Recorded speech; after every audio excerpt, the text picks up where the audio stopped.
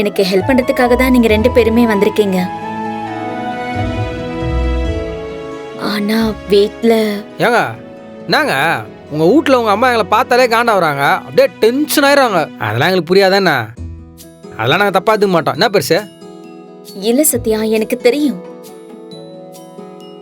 உங்களை ஏதாவது பேசும்போது எனக்கு ரொம்ப சங்கடமா இருக்கு. ஏங்க என்ன நம்பி வந்திருக்கீங்க, அவமானப்படக்கூடாதுல்ல.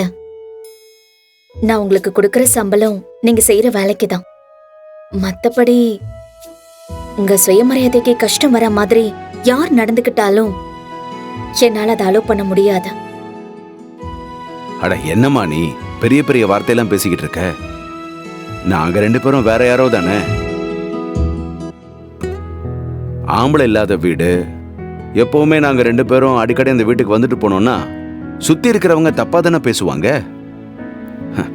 ஒரு வகையில உங்க அம்மா யோசிக்கிறது நியாயம்தாம்மா. அதுக்காக தான் அங்கிள் இந்த வீட்டை நான் உங்க 2 பேருக்கும் வாடகைக்கு பாத்திருக்கேன். என்னங்க வாடகைக்கு எங்களுக்கா? எதுக்குங்க? ஆமா, ஓனர் நேரத்துக்கு வீண் செலவுலாம். அதான் ஷெட்ல இடங்குதுல, அங்கேயே பத்துக்க போறோம், அங்கேயே தங்கிக்கிறோம் ஓனர். அங்கேயே பாத்ரூம் குளிச்சுக்க போறோம், சாப்பாடு வேற வேலை குத்துறீங்க. அப்புறம் இல்ல சத்யா, அது சரியா வராது. உங்களுக்குன்னு ஒரு வீடு இருக்கணும், வேண்டான்னு சொல்லாதீங்க. எங்க 2 பேரும் முஸ்தபா மாதிரி ஒன்னா கிளம்பிட்டீங்க? புதுசா வீடு எடுத்துருக்கீங்க கேள்விப்பட்டேன். ஆமா தம்பி, அந்த கேரேஜ்ல நாங்க தங்குறது அஞ்சலிக்கு பிடிக்கல. அதான் அஞ்சலியே வீடு எடுத்து கொடுத்துருச்சு. நல்ல விஷயம் சார். அஞ்சலி நல்ல பொண்ணு, அந்த மாதிரி நல்ல விஷயம் எல்லாம் பண்ணும். நோ இவ்வளோ தூரம் வந்துட்டீங்க, வாங்க வீட்டில் போய் தான் சாப்பிட்டு போகலாம். நான் தானே சமைப்பேன், இந்த ஆள் இல்லை, நம்பி வா. பாத்தீங்களா சார் நம்ம நிலைமைய? கல்யாணம் ஆயும் பேச்சுலராகவே இருக்கும். ஒரு காலத்துல ஃப்ரெண்ட்ஸோட பேச்சுலர் ரூம்ல உட்காந்து சாப்பிடுவான். இப்போ உங்க பொண்டாட்டி ஊர்ல இருக்கனால உங்க கூட பேச மாட்டேங்கிறாங்க. ஏன் பொண்டாட்டி ஊருக்குள்ள இருந்தா என் கூட பேச மாட்டேங்கிறாங்க. கல்யாணம் ஆகியும் பிரம்மச்சாரி. ச்சே, ஒரே குஷ்டம், இது கஷ்டம். தம்பி அப்படி என்னாச்சு? அப்படி என்ன ஆச்சா? விடிய விடிய ராமாயணத்தை கேட்டுட்டு சீதைக்கு ராம சித்த பண்ற மாதிரி சொல்லிட்டு இருக்கிறீங்க. உங்களுக்கு தான் தெரியுமே, என் கூட பேசுறது இல்ல. அம்மா வீட்டுக்கு போயிட்டாங்க. போன் அடிச்சு எடுக்க மாட்டேங்கிறாங்க சார். ஃபீல் பண்ணி போன்ல ஒரு ஸ்டேட்டஸை வச்சா பார்க்க மாட்டேங்கிறாங்க sir. What can I do sir? என்ன தம்பி நீங்க பொண்ணுடைய மனசை புரிஞ்சுக்காமலே இருக்கீங்க. வாட் இஸ் டெல்லிங்கயா? ஆமா, இவர் அப்படியே லவ் பத்தி படிச்சு கீச்சிட்டாரு. நோட்ஸ் வாங்கி போனா இவர் ரெண்டா படிச்சு பாஸ் ஆனா டிகிரிலாம் சப்ப மேட்ரு. டேய் உனக்கு என்னடா தெரியும்? நானும் கல்யாணம் பண்ணி புள்ள குட்டி பெத்தவன்டா, குடும்பஸ்தான். ஓ அப்பா. சார் நீங்க என்ன சார் 2 பேரும் எலியும் புடிய மாதிரி சண்டை போட்டுருக்கீங்க? எனக்கு ஏதோ ஒரு ஐடியா சொல்லுங்க சார். கிடக்குறான், விடுங்க தம்பி. சரி சொல்லுங்க. பொண்ணுங்க வேணான்னு சொன்னா வேணும்னு அர்த்தம். உங்களை வர வேணான்னு சொன்னா வான்னு அர்த்தம். சார் என்ன யூத் படம் விஜய் மாதிரி பேசுறாரு? நோ இவர் டூடு பட பிரதீப் ரங்கநாதன். லேட்டஸ்டா சார்? நான் எல்லாத்தையும் பண்ணிட்டு சார் இருக்கிறேன். she is not talking sir. What can I to? English உங்களுக்கு புரியல தம்பி. அவங்க இன்னும் நீங்க கெஞ்சணும்னு எதிர்பார்க்கறாங்க. கெஞ்சறேன் சார். கெஞ்சணும்னா அவங்க போன் எடுக்கணும். போன் எடுக்காம எப்படி கெஞ்ச முடியும்? சரி, போன் எடுக்கலன்னா என்ன, நேரா வீட்டுக்கு போய் பேச வேண்டியதானே? உங்களுக்கு அவங்க எவ்வளவு முக்கியங்கிறத அவங்களுக்கு திரும்ப திரும்ப சொல்லுங்க. அவங்க மனசை கரைக்க ட்ரை பண்ணுங்க. இத பண்ணாலே உங்க ப்ராப்ளம் சால்வ் ஆயிடும். எனக்கு தெரிஞ்ச வரைக்கும் துளசியால உங்களை பிரிஞ்செல்லாம் வாழ முடியாது தம்பி. நீங்க எப்படி தவிக்கிறீங்களோ அதே மாதிரி தான் அந்த பொண்ணும் தவிச்சுக்கிட்டு இருக்கோம். அப்படின்றீங்க? ஆமா.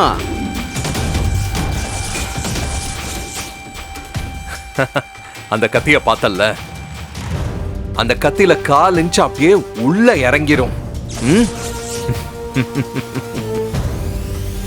உன் மாமனாரு அதான் அந்த சிவராம, அவன் எங்க இருக்கான்னு உனக்கும் உன் புருஷனுக்கும் நல்லா தெரியும். உன் புருஷன் என்கிட்ட சொல்ல மாட்டான். ஏன்னா அவன் உயிரை கொடுத்தாவது அவன் அப்பா உயிரை காப்பாத்தணும்னு நினைப்பான். ஆனா நீ உன் புருஷனை காப்பாத்தணும்ல, அதுக்காக நீ உண்மையை சொல்லித்தான் ஆகணும். நீ மட்டும் சொல்லலன்னு வையே, என்னை பத்தி உனக்கு நல்லாவே தெரியும். நான் சும்மா வேடிக்கைலாம் பார்த்துக்கிட்டு இருக்க மாட்டேன். சத்தமே இல்லாம கதையை முடிச்சு விட்டு போயிட்டே இருப்பேன். பாரு எவ்வளவு அப்பாவியா ஃப்ரூட்ஸ் எல்லாம் வாங்கிக்கிட்டு இருக்கான். அவனை கொல்றதுக்கு ஒரு கத்தி வெயிட் பண்ணிக்கிட்டு இருக்கு. இந்த மாதிரி திடீர்னு என்னைக்காவது மிட் நைட்ல அவன் தலையில ஒரு பெரிய கல்லு வந்து விழலாம். இல்ல ரோட்ல நடந்து போகும்போது ஏதாவது லாரி வந்து இடிக்கலாம், இல்ல இந்த மாதிரி கடையில இருக்கும்போது ஒரு குண்டு அவன் நெத்தியில பாயலாம். அந்த மாதிரி என்ன வேணா நடக்கலாம். இதெல்லாம் நடக்காம உன் தாலியை நீ காப்பாத்திக்கணும்னா உன் மாமனார் சிவராமன் எங்க இருக்கான்னு சொல்லணும். இல்லனா என்ன நடக்கும்னு தெரியும்ல.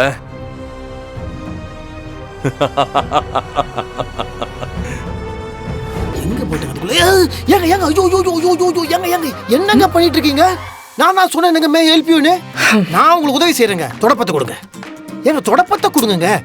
தொடப்பத்தை வெற்றி என்னங்க தொடப்பத்தை கையில கொடுக்க கூடாது, சண்டை வரும். இல்லைன்னா மட்டும் சண்டை போட மாட்டீங்க. போடுங்க. சண்டை இல்லைங்க, தொடப்பத்து கீழே போடுங்க. ஐயம்மா மூவுங்க. எப்படி கூட்டுறான்னு மட்டும் நீங்க பாருங்க.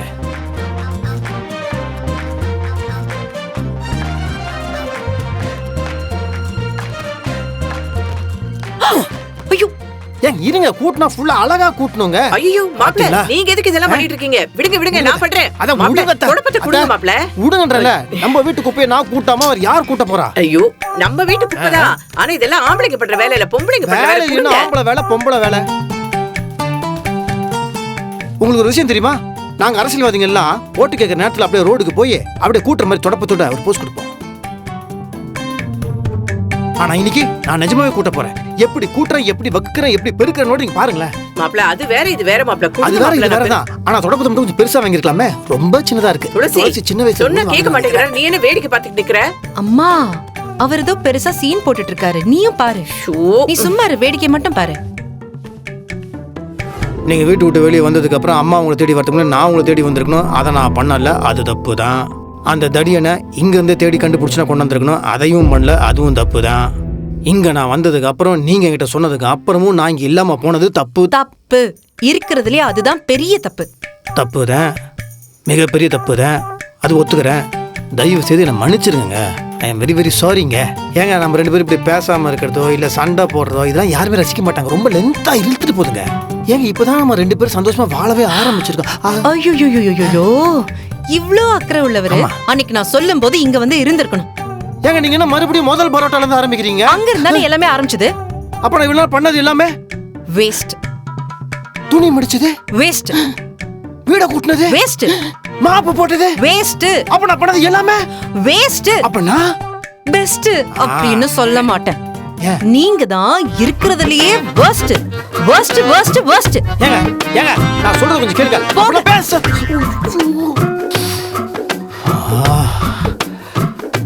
அப்பவே சத்யா சொன்னா அந்த ஐடியா மணியை நம்பாதன்னு. யாருமே உன் பேச்சை கேட்க மாட்டேன்னு உன் ஐடியெல்லாம் தூக்கி ஏன் தலைமையில போட்டல சுப்பிரமணி.